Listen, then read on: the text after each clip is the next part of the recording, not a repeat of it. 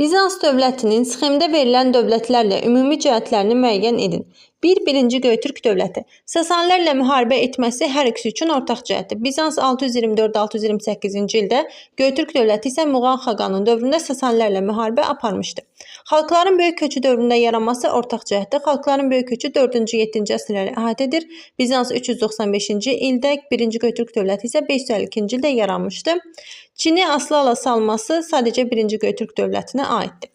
2. Axund dövləti. Hindistana yürüş etməsi 6-cı əsr sadəcə Axund dövlətinə aiddir.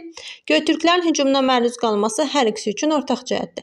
Bizans Muğan xaqanının dövründə, Axund isə 567-ci ildə Göytürklərin hücumuna məruz qalır.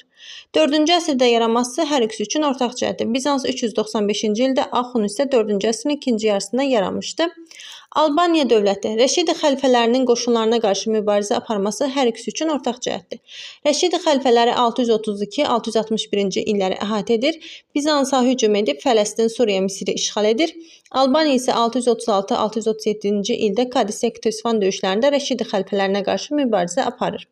Səlcuqların hücumlarına məruz qalması 1071-ci il Bizansa aiddir. Atillaya xərac ödəməsi 434-447-ci il Bizans dövlətinə aiddir. Cavabımız 1-ə A, B, 2-yə B, C, 3-ə A.